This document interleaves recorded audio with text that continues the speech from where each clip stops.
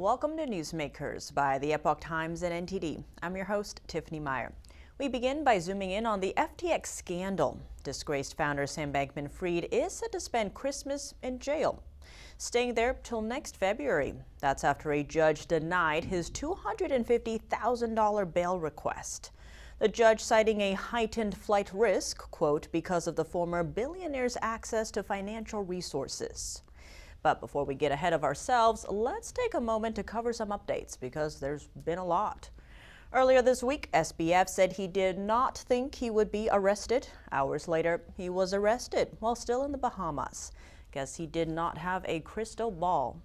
But because of his arrest, he is no longer testifying before Congress. Now, as for the timing of his arrest, numerous people are raising questions, including New York Congressman Lee Zeldin. Here he is speaking with America's Newsroom about that. Sam Bankman-Fried's testimony was released publicly, and having a hearing where you're going back and forth with Sam Bankman-Fried presents the opportunity to ask the follow-up questions. While I believe that Sam Bankman-Fried did commit crimes and that he should be arrested and he should go to prison for a very long time, that's my personal opinion. I do think that the timing was quite questionable, that it was just before the start of this hearing that he was arrested.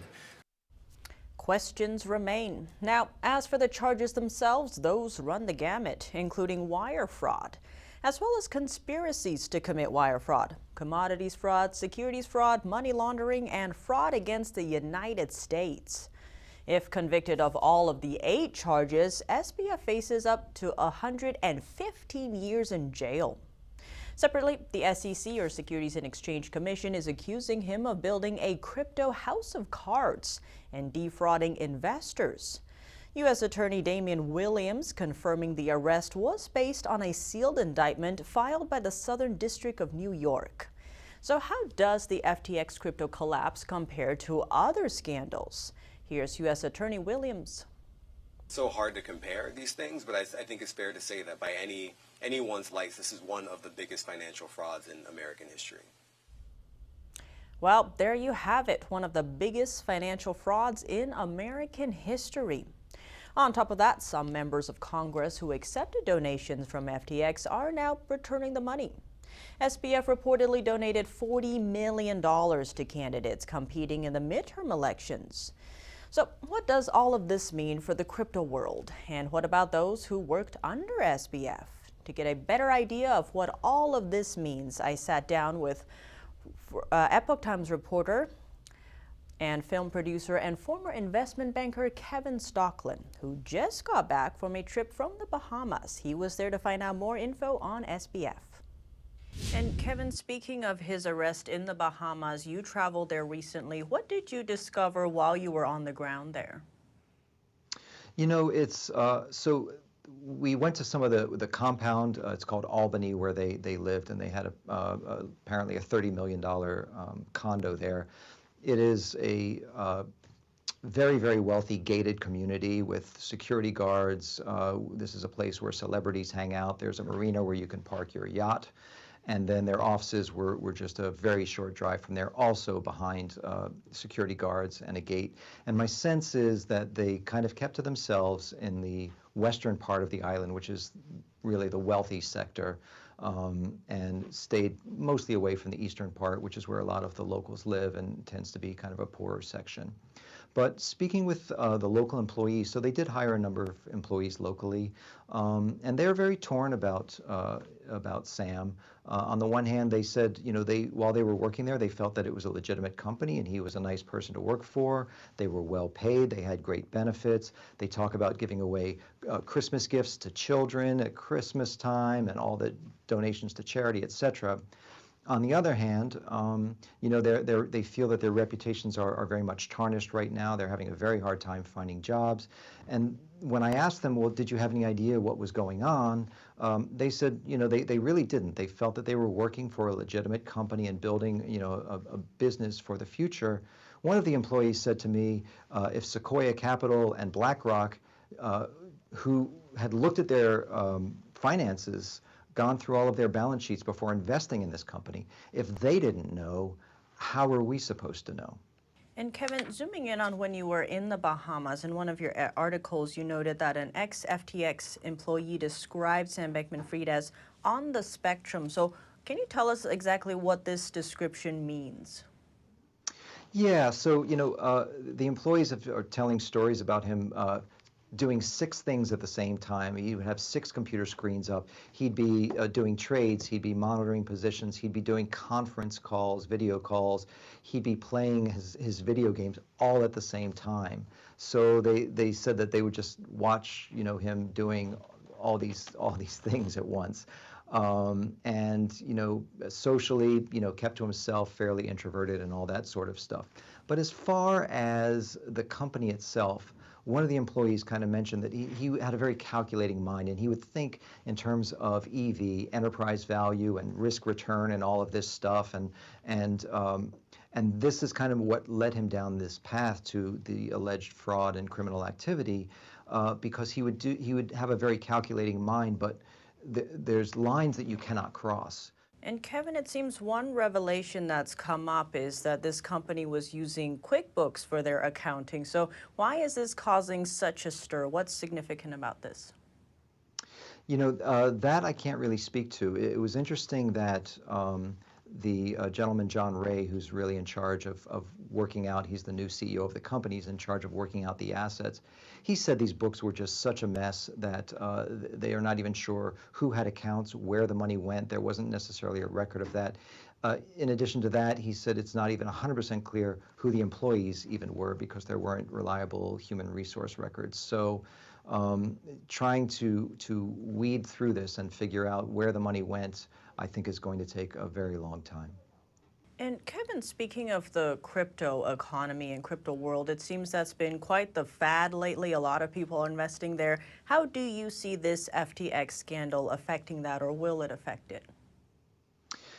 I think it's a highly unregulated industry at this point, and so I think people are going to think twice about putting their money onto exchanges and with institutions that don't have a guarantee. For example, your bank accounts do, and a lot of your investment accounts do as well. So you're not only running the risk of what you're buying going down in value, but losing your money entirely to this kind of fraud. So I think a lot of people are going to take a step back.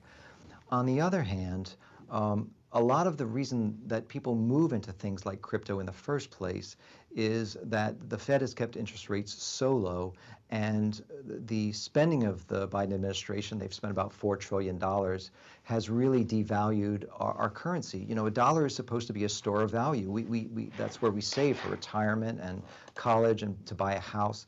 So people are desperate for something that will hold its value and not depreciate by 7 to 10% a year, as we're seeing with the dollar currently. So this has driven a lot of people into the crypto space, just looking for something that's going to keep its value. And I think that's a theme that we really have to address as well, is as much as we look at this and the criminal activity or the alleged criminal activity, what is the federal government doing to push citizens into these riskier, more speculative investments? And so with all of it, especially with crypto being, say, unregulated or deregulated, with, say, this whole scandal, the FTX scandal, do you see more regulation in this sphere, or how is this going to impact that? I mean, I expect that there probably would be more regulation. One thing that they can probably ask themselves before they go down that path is, where was the SEC to begin with? This is an exchange. They should have been regulated, by the Securities Exchange Commission. So what about the regulation that we have? And what about the regulators that we have? And how did they miss this? So I think some soul searching should be going on there before we go in and write new regulations. But I think new regulations around crypto are certainly in the cards and probably should be. Well, definitely quite a fascinating story here, Kevin. Thank you so much for joining us. Thank you for having me. And coming up after the break, we are joined by Dr. Peter McCullough. Dr. McCullough was suspended from Twitter, but Elon Musk brought him back. After the break, we'll learn more about the suspension and what Elon's Twitter takeover means for health information.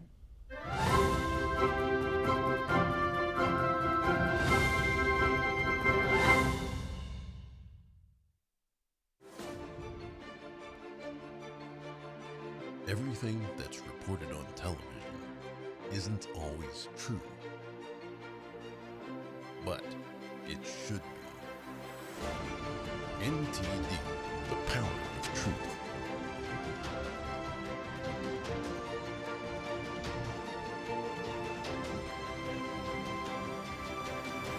Now available 24/7 on television and streaming platforms. NTD's Capital Report. It's about getting answers, cutting through the fog of politics. It's about your questions and our chances to ask. What is the net impact of the American? Congressman Graves, thank you for joining us. We're speaking to those in power to find out what does this mean for the people. We're here so you're in the know. Navigating a world of economic madness, you need to have the right guide. What did today's decisions mean for your tomorrow? We ask why. What's the alternative? Uncover the deeper reasons and the hidden influences, and highlight the real opportunities for profit. At NTD Business, we connect the dots for you. Good evening. Thanks for joining us. NTD Business. I'm Paul Green.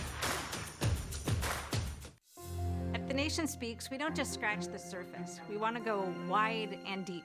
Our viewers come away with a much richer understanding of the issues of the day. We really make a big effort to bring on different voices onto the show. We don't just talk to experts and newsmakers, which of course are extremely important, but we also want to hear from the American people. So the people who are impacted by the policies and issues that we're talking about, because what they have to say is just as important to the national conversation.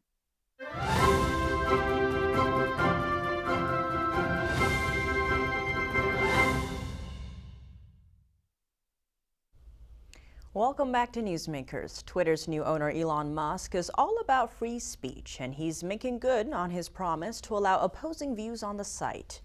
But he is not stopping there. Since taking over Twitter, Elon has become increasingly vocal about transparency and the need for people to see what happened behind the scenes at the tech company. To that end, he released secret emails and discussions about shadow banning for removing accounts that did not toe the party line. Our next guest was a victim of the previous Twitter regime's censorship. In October, renowned cardiologist Dr. Peter McCullough was suspended from Twitter for raising concerns about the COVID-19 vaccine for kids. But after Elon completed his Twitter purchase, Dr. McCullough was allowed back on. Plus, Elon also unsuspended Dr. Robert Malone, who, you might remember, was suspended from Twitter in 2021 after he criticized the effectiveness of the mRNA vaccines. Dr. Malone was a contributor to the mRNA vaccine technology. And joining us now to discuss Elon's Twitter takeover and his subsequent reinstatement is the author of the book Courage to Face COVID-19, Dr. McCullough himself from his car. Doctor, thank you so much for joining us. Thanks for having me. We're honored to have you. So what does Musk's takeover of Twitter impact the sharing of health information in the future, particularly if there's another health emergency? This is very much a welcome change. Twitter had become an incredibly biased and censored platform where the public knew they weren't getting a fair, balanced set of information on a whole variety of developments, including the early treatment of SARS-CoV-2 infection, and then a balanced view on safety and efficacy of the vaccines. I was just tweeting scientific manuscripts and abstracts. I have dozens of publications myself on the topic. And so people were looking to me as a source of valid, carefully curated scientific information. I didn't violate any of Twitter's rules. And what we're learning is that secret emails between government agencies and Twitter were working to, in a sense, shadow ban me, censor me, and inhibit my ability to, exercise my rights to free speech and disseminate scientific information, whether it be me specifically or those in my circle. So I'm glad to be back on with no shadow banning, no blacklisting, and no unfollow program. My followers are skyrocketing right now. That shows you that Twitter was using tremendous artificial intelligence in order to shape a false narrative. And doctor, like you mentioned, others in your circle were also, suspended or Twitter banned and all that, including Dr. Malone and Dr. Jay Bhattacharya, who had his tweets secretly throttled. So what should we, from the public perspective, make of all of this? The public at this point in time now, I think, should carefully look at Facebook, Instagram, and the other platforms that have any type of COVID warning on it. So anytime a message is posted and it says, see the COVID information center, or it labels it COVID misinformation, that actually indicates that there's government interference, there's government censorship going on. And users should now begin to call out those platforms. We need an overhaul of leadership. We need a complete a cleansing of any forms of censorship on these platforms. It should be free communication. Physicians, including myself, our rights to free speech were guaranteed in a Supreme Court ruling. We have medical authority, and the public is looking to our analyses and our guidance through the rest of this pandemic. And doctor, speaking of that, Florida's Governor Ron DeSantis just recently announced the creation of a Public Health Integrity Committee, ostensibly to ensure that politics don't hide public health information in the future. So do you see that as a vindication of doctors who spoke out against the vaccines? Doctors are clearly being indicated. And remember, there is no drug or vaccine that is free of side effects. There's no drug or vaccine that's perfectly effective. And so when Americans were seeing advertisements that said safe and effective, of course, immediately we were jumping and making the case based on the peer-reviewed literature that that's not correct, that they're not perfectly safe, they're not perfectly effective. They have careful considerations, all products do. And now we're starting to see the vindication of doctors like myself, Dr. Bhattacharya, who went into the headquarters of Twitter. And going forward, I imagine doctors and medical authority will increasingly be the sources that the public look to, as opposed to our public health agencies, in order to navigate through the pandemic. And doctor, you also just released a book called The Courage to Face COVID-19. So tell us a little about that. Courage to Face COVID-19, Preventing Hospitalizations and Deaths While Battling the Biopharmaceutical Complex is a best-selling in multiple categories on Amazon. First author is John Leake, who is a true crime best-selling author, and it's a carefully crafted narrative. It's a true story about the intentional suppression of early treatment by what we call the biopharmaceutical complex, which is actually now a syndicate of big pharma, government interests, and foundations, and it goes all the way up to the World Economic Forum. This complex has had one mission. Its mission is actually mass vaccination. And so early treatment was actually intentionally suppressed in order to favor the vaccine strategy. Americans know this now, and the story needs to be told. Americans want to know it, and this is such a complex, mind-blowing reality, we had to put it into an easy-to-read narrative. So Courage to Face COVID-19, it's on the website, couragetofacecovid.com. Buy it through Amazon or directly through the website. I think it can help everybody better understand what's going on.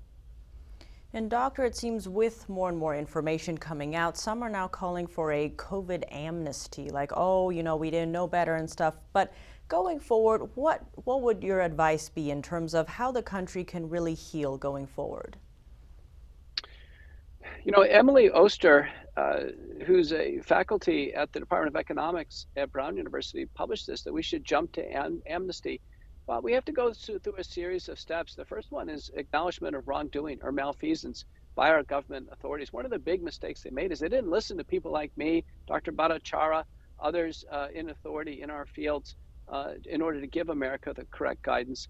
And then they made a whole series of blunders in terms of overstepping regulatory boundaries, overstepping CDC rulings that began to influence people's lives, the FDA failing to take action on safety concerns on the vaccines. These giant errors now will have to be recognized. Individuals will have to be assigned to these errors, and then justice will have to be sought. And once we go through that process, then there's an opportunity for forgiveness, repentance, and then amnesty. But it's a multi-step process. The justice part is very important. And as you alluded, Ron DeSantis has announced a grand jury process now. to evaluate wrongdoing. I think one of the big ones that they're going to look at very quickly will be advertising, and that's actually false advertising of vaccine products.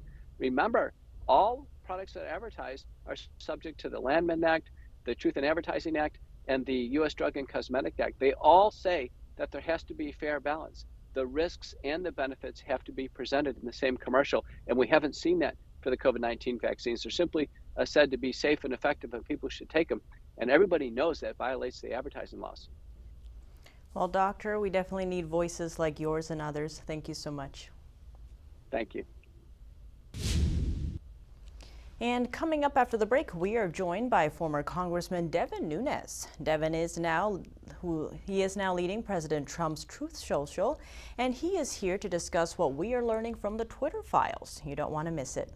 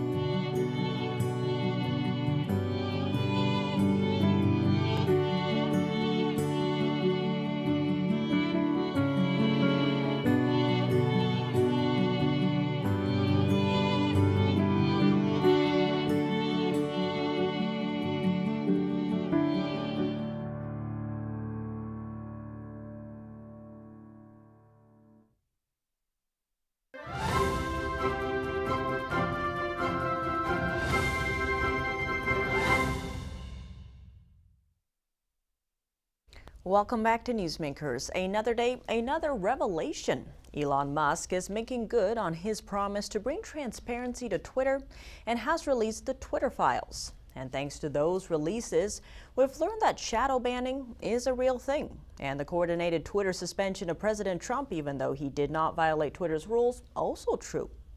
In fact, it seems like all of the things conservatives accused Twitter of doing and which Twitter denied were actually happening behind closed doors. But what about media silence in all of this? What's the role there? They've largely ignored or outright dismissed the Twitter files. And joining us to discuss this developing story is former Congressman and head of the Intelligence Committee, Devin Nunes. Devin is now the CEO of President Trump's Truth Social.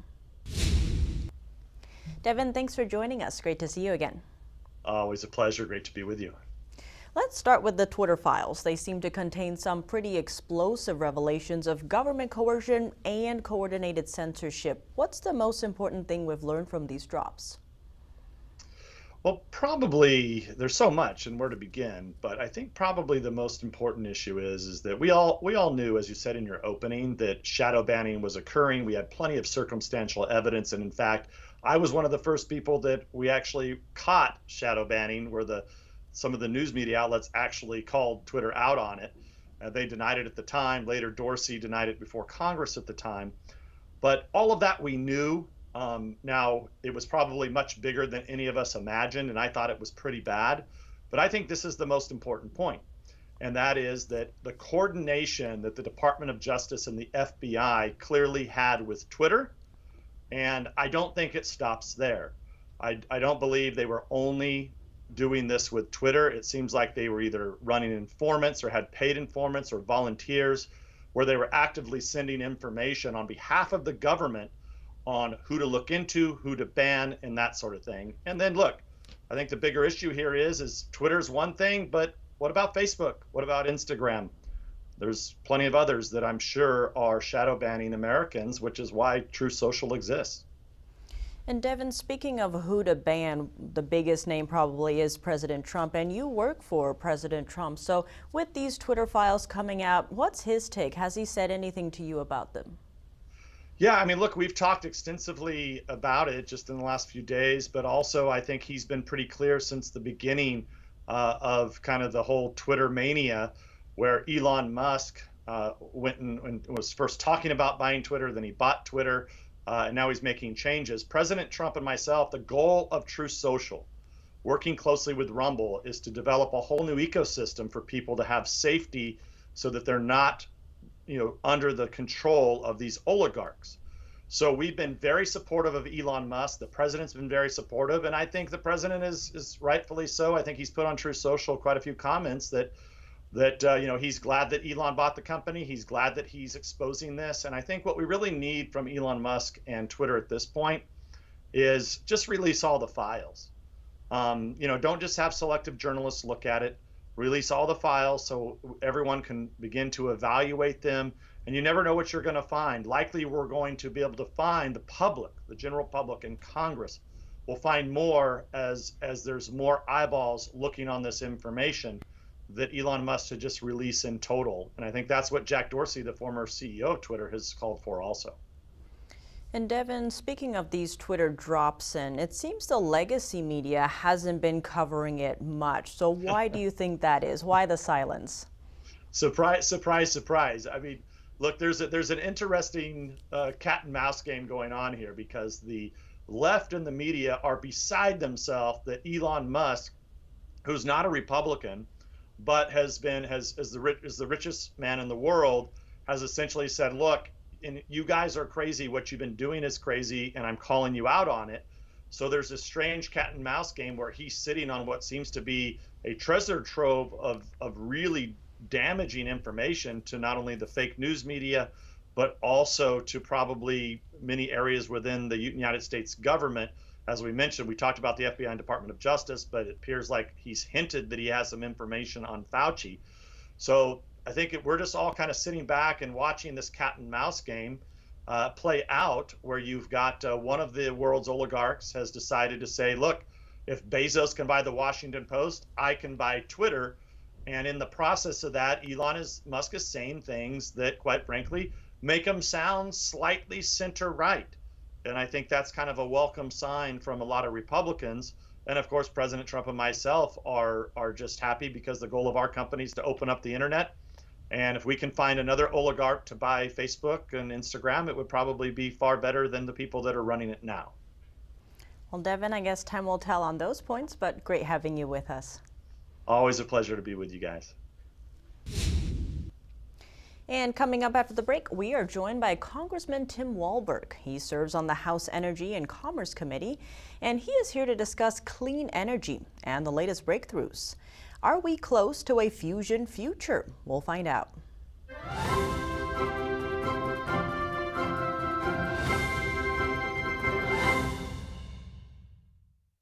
We are being censored. America's news outlets no longer provide the truth. 90% of news outlets in the United States are controlled by 6 corporations. They're not out to tell you the truth of what's happening. They're out to tell you the picture of the world that they represent. The Epoch Times is independent. We're not controlled by any special interest, and we never will be. This is a battle between truth and deceit, a battle between forces that would ensnare this country in ignorance, and between a media that wants to present you with the truth. Subscribe today to our digital edition at theepochtimes.com and join the Americans who are seeking truth and tradition. Read the difference on all your devices. We'd love to have you on board.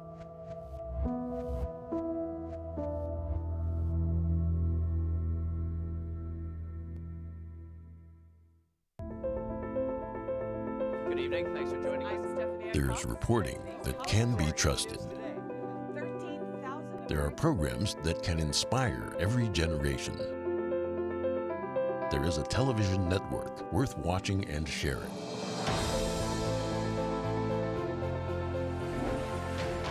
Our commitment is to bring you the facts and to show you the world. We won't be divided by politics, and we won't be swayed by the dollar. We believe in the strength of our nation and the hope in our shared humanity. We are NTD Television, and we are proud to bring you news you can trust and programs that make you smile. NTD Television, now available 24/7 on television and streaming platforms.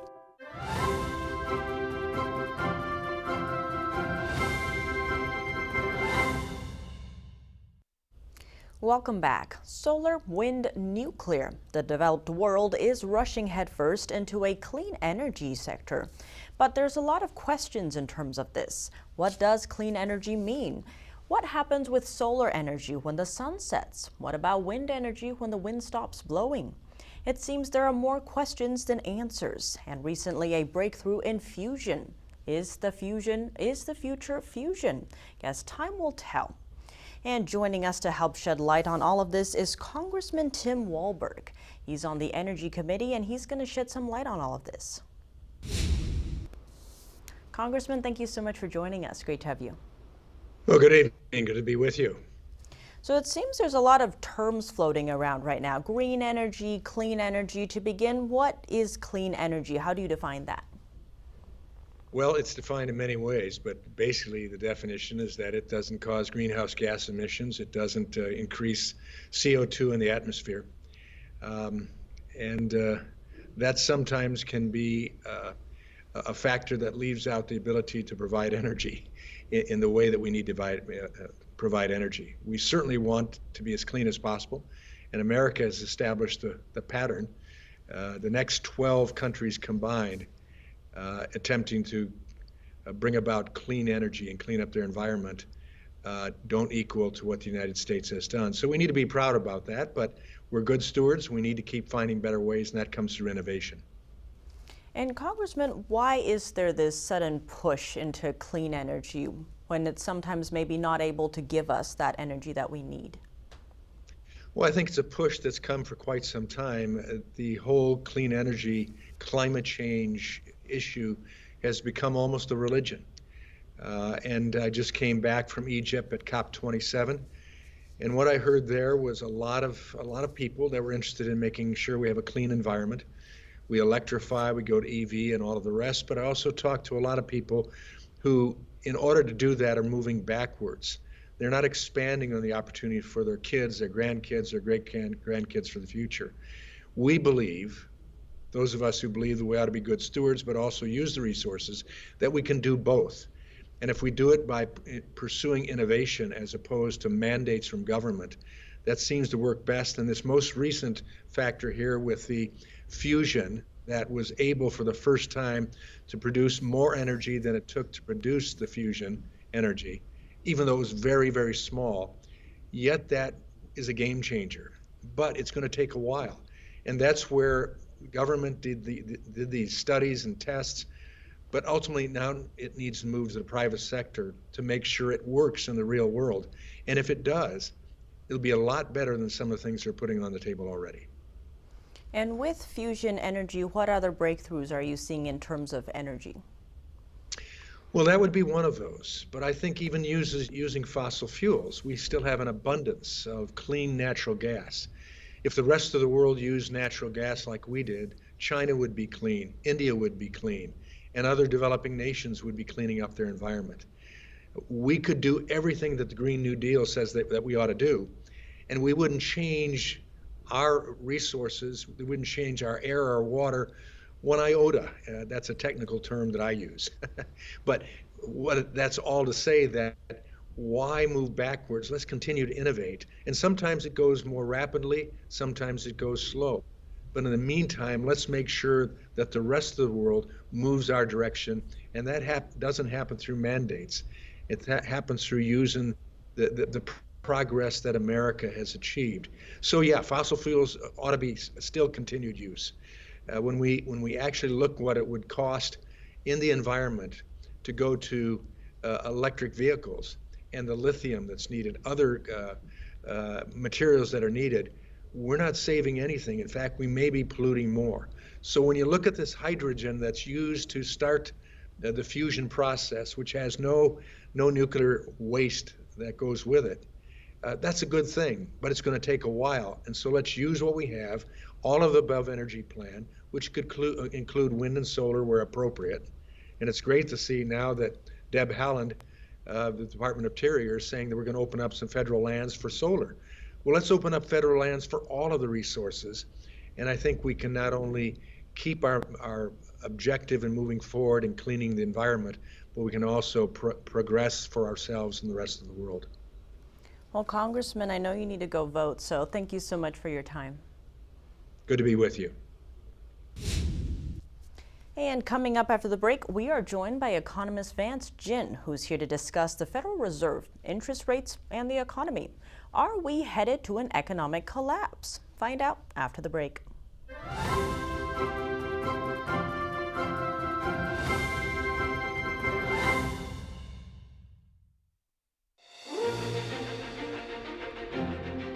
NTD's Capital Report. It's about getting answers, cutting through the fog of politics. It's about your questions and our chances to ask. What is the net impact of the American? Congressman Graves, thank you for joining us. We're speaking to those in power to find out what does this mean for the people. We're here so you are in the know. Freedom is not free, and neither is the truth. In order to bring you the facts, our reporters are out there on the front lines getting the true story. Some of them served 10 years of prison in China. We've been censored on social media. Our Hong Kong printing offices were set on fire, and we've been repeatedly attacked by the Chinese Communist Party. But no matter what, we believe that you deserve the truth, and so we'll continue to bring the truth to light. Head on over to getepic.com and try honest journalism that is based in truth and tradition. We'd love to have you on board. It's just clear as day. The media, whether it's broadcast, cable, or print media, has become extremely biased. And I started looking online for alternative ways to get information. And I saw an ad for a free trial. And I looked at it and I said, Epoch Times? I mean, come on, this is end of days type of stuff. I mean, what are they going to be talking about here? And I said, well, it's a free trial. Let me dig in. Is it giving me both sides? Is it giving me an objective point of view here? I have looked for opportunities to see where they might be biased, and I don't find it. It has given me a level of trust in media that I didn't think I'd ever get back. I love the Epoch Times because it has renewed my faith in the idea that a reliable, responsible, non-biased source of information is available. And I can say that I love it because of that. We are being censored. America's news outlets no longer provide the truth. 90% of news outlets in the United States are controlled by 6 corporations. They're not out to tell you the truth of what's happening. They're out to tell you the picture of the world that they represent. The Epoch Times is independent. We're not controlled by any special interest, and we never will be. This is a battle between truth and deceit, a battle between forces that would ensnare this country in ignorance, and between a media that wants to present you with the truth. Subscribe today to our digital edition at theepochtimes.com and join the Americans who are seeking truth and tradition. Read the difference on all your devices. We'd love to have you on board.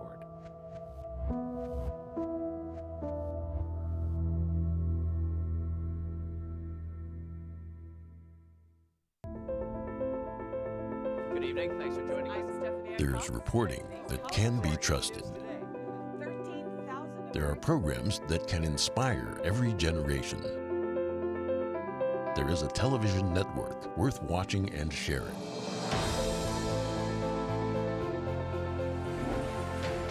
Our commitment is to bring you the facts and to show you the world.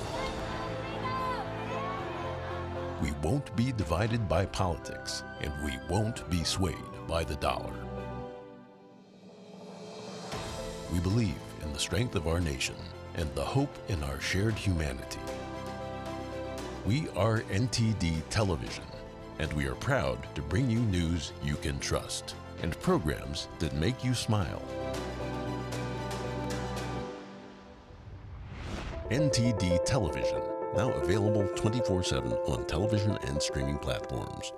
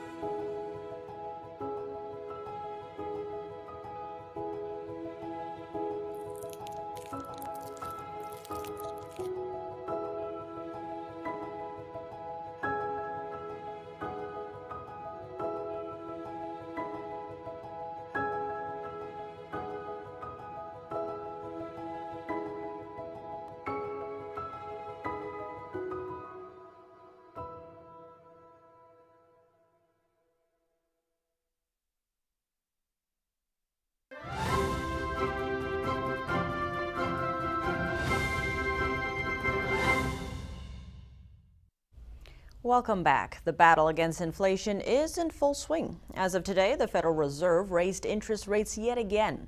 The benchmark interest rate is now at the highest level in 15 years. But will increasing the interest rates cool inflation? During a recent interview with Megyn Kelly, Peter Schiff, Chief Global Strategist for Euro-Pacific Asset Management, said no. It's too little, too late. In fact, he said we are headed into a recession, the likes of which we've never seen before. The recent positive jobs report with over 263,000 jobs added, that's supposed to be a sign of things to come. Peter said those are part-time jobs, not full-time. He also said companies like Amazon and other tech companies are firing people, and it's only going to get worse after Christmas. Plus, he said more people are spending money they don't have on food and on their energy bills. As a result, credit card debt is skyrocketing, and American savings are declining. It does not seem promising. Joining us to discuss the state of the economy and rising interest rates is Vance Ginn. Vance is the president of Ginn Economic Consulting. He is also a senior fellow at Youth Americans for Liberty. Vance, thanks so much for joining us. Thank you for having me on. So with the Fed raising interest rates to combat inflation and all these different signs, what's happening in the economy? Are things going to get worse? Well, there are things that look good on the surface. There's been a couple 100,000 jobs created over the last few months when you look at the establishment report that the Bureau of Labor Statistics puts out. But if you look at the household survey, there have been job losses over the last 3 months. Interest rates continue to go up. They went up again today by the Federal Reserve up to 4.5%. Mortgage rates right around 6.5%. So when you look at the number of job losses, you look at higher interest rates, you look at inflation being over 7%. A lot of Americans are feeling like a struggle right now to put food on the table, pay for gas and everything else. There really is a lot of uncertainty, and I think that we're in a recession. It's going to get worse before it gets better, unfortunately. And so in terms of helping calm inflation with the Fed's policy of raising interest rates, is that going to help? Why or why not? Well, what I think we've seen so far is that interest rates continue to go up. They were at 0% not too long ago. Now they're at 4.5%, the target interest rate for the Federal Reserve. And what that does is it starts to drain some liquidity out of the markets. It raises the cost of going and get loans, for example, car loans, for mortgage rates. But really what we also seen is the Federal Reserve's balance sheet hasn't come down fast enough. And what that does is it really reduces the amount of liquidity in the marketplace. And when that happens, that will drive down inflation. So what I would like to see is that the Fed be more aggressive in cutting their balance sheet. It's highly bloated after the pandemic and all the money they put in the economy and buying all the debt that Congress and their excessive spending increased over a short period of time to over $31 trillion in national debt. That money's got to be drained out of the economy now. And unless there's pro-growth policies by Congress and President Biden, we're going to continue to see elevated inflation. And Vance, speaking of President Biden, he's saying the economy is in a good place, it's working for everyone. But is that what the numbers are showing? What's the story here? Well, he's got a good spin game, putting in this information in a good spin to make everything sound rosy, that inflation is coming down. And sure, it's coming off from its peaks of about 9%, but it's still over 7%. We haven't seen this high of inflation in 40 years, in a full generation. And it's from the bad policies by the Biden administration of overregulating the economy, so there's not as much innovation and production throughout the economy. Congress overspending, running up massive deficits, over $30 trillion. They've come down a little bit, but they're still over $1 trillion. And then the Federal Reserve overprinting money throughout the economy, too much money chasing too few goods. You're going to continue to see massive inflation. And so I don't share the same idea that this is a good economy like President Biden does. I think there's a long way to go before we get back to a robust economy with a lot of well-paid jobs. And speaking of that, what needs to happen to make sure we get back to that economy? Well, I think that it starts with, this could happen today, could happen tomorrow, where the Biden administration starts rolling back some of their excessive regulations when it comes to energy, when it comes to the environment. They've really just, slowed down the oil and gas production, which is the lifeblood of the entire economy. And when you do that, when you go to war against the oil and gas industry, you slow down everything else, raise the prices of fuel and getting, goods to market and everything else. And I think that would be one way to really bring a lot less inflation in the economy, but start to grow the economy again. At the same time, I would like to see Congress start to cut their spending. They're spending too much, and all that spending redistributes income throughout the economy because it's got to come from somewhere, and it all comes from the private taxpayers, from the private sector. And so if we were able to reduce that amount, we'd have much more economic growth overall. And last but certainly not least, the Federal Reserve, again, must start to cut their balance sheet substantially for us to get inflationary pressures out of the economy. Well, Vance, thank you so much for joining us. Great to have you. Thank you so much. Have a great day.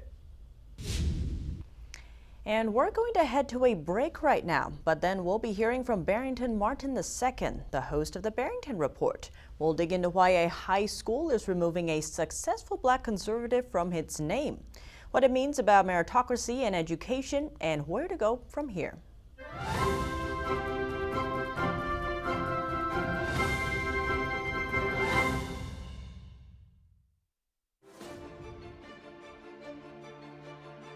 Everything that's reported on television isn't always true, but it should be. NTD, the power of truth.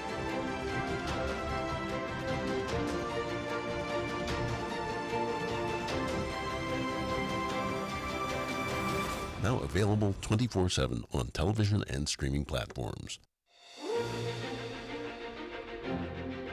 NTD's Capitol Report. It's about getting answers, cutting through the fog of politics. It's about your questions and our chances to ask. What is the net impact of the American Carson Graves? Thank you for joining us. We're speaking to those in power to find out what does this mean for the people. We're here so you're in the know. Navigating a world of economic madness, you need to have the right guide. What did today's decisions mean for your tomorrow? We ask why. What's the alternative? Uncover the deeper reasons and the hidden influences, and highlight the real opportunities for profit. At NTD Business, we connect the dots for you. Good evening. Thanks for joining us. NTD Business. I'm Paul Green. At The Nation Speaks, we don't just scratch the surface. We want to go wide and deep. Our viewers come away with a much richer understanding of the issues of the day. We really make a big effort to bring on different voices onto the show. We don't just talk to experts and newsmakers, which of course are extremely important, but we also want to hear from the American people. So the people who are impacted by the policies and issues that we're talking about, because what they have to say is just as important to the national conversation.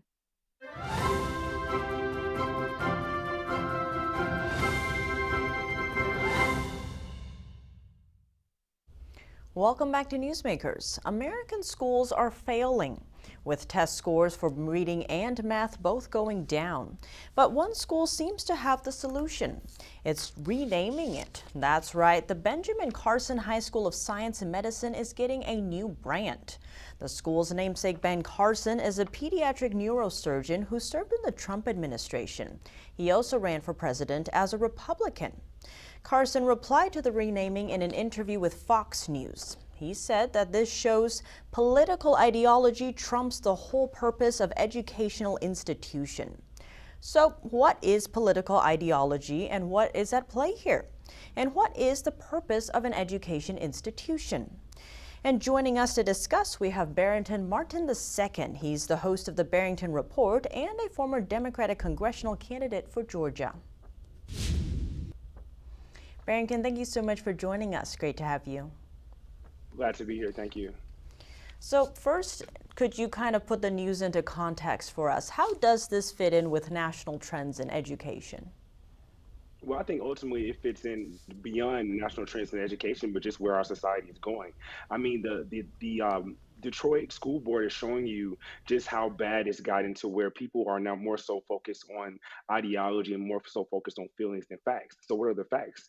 The U.S. Department of Education states that eighth graders in Detroit are 7%, of eighth graders in Detroit are considered to be proficient in reading, and fewer are proficient in math. And so when you have all of these students who can't even read or write or do arithmetic, why is the importance placed on what you're naming of school? Oh, I get it.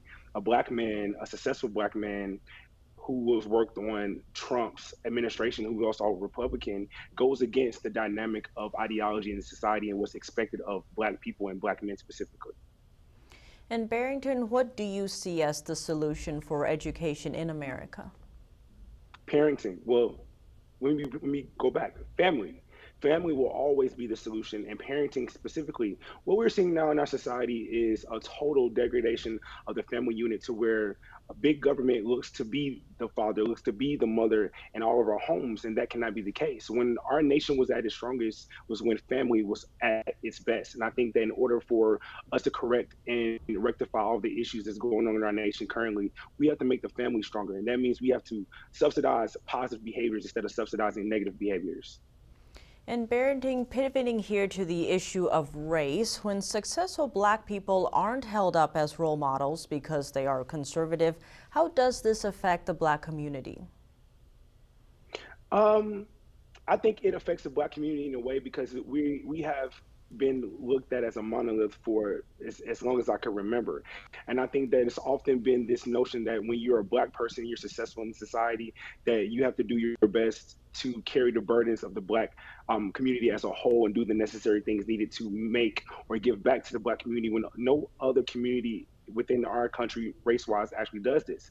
I think that we have to put much more of an emphasis on individuality more so than tribalism, because this collective mindset has not proven to actually do us any good. It's no longer the 60s, it's 2022. And I think that we live in a nation that affords a lot of great opportunities to people if they simply want to work for those opportunities. Don't get me wrong, there still is a lot of racial strife and racial issues within this nation, but it's no longer at the level that it was in the 60s. And I think that anybody could be successful if they just put in the work, but I think that we have to go back to basics here in this nation and doing what has always proven to make people successful, and that's a strong family unit followed by a strong community, and on and so forth. And Barrington, expanding on your point, it seems another Black conservative, the Supreme Court Justice Clarence Thomas, has also faced a lot of backlash from progressives. So in light of all of this, how can the U.S. reclaim a system of meritocracy? I think that we have to get back to the point to where we champion greatness. And going back to Benjamin Carson and of course, Justice Thomas, they both come from poverty. They both come from humble beginnings, and they worked their way up the ladder to be some of the most world-renowned men in their fields. And I think that that's not just a testament of them being Black men, that's a testament of them being great Americans. And it's stories like that that should inspire us all, no matter the race, no matter what we believe in, no matter our sexuality, no matter what we identify as. At the end of the day, we are all Americans. And because we're all Americans, it's stories like this that we can take hold of and model ourselves and model our children after, for us to gain or to possess that type of progressive society that we want to have. And by progressive society, I mean just us moving forward and moving the needle towards being the country that we want to be. And Barrington, on your point about the family's importance in education, how do we really make sure our children are able to succeed in the future? I think that we have to look at what our children are failing at, and I think that we have to have a hands-on type of experience with parents and teachers and parents within the school. I think that ultimately there needs to be a close-knit type relationship from the school systems with the parents, and parents have to be more involved. I think that we have to remove the importance or the type of magnitude that the state has within the family and on the child. And I think that we have to go back to basics and understanding that the parent knows best for the child. And because of that, the parent has to do their due diligence and understanding that they must be a huge impact in their child's lives. Barrington, thank you so much for joining us. Great to have you. Great to be here. Thank you so much. And that's all from us tonight here on Newsmakers. We'll be back next week with a brand new show. So we hope to see you then. Thanks for watching and wishing you a good evening.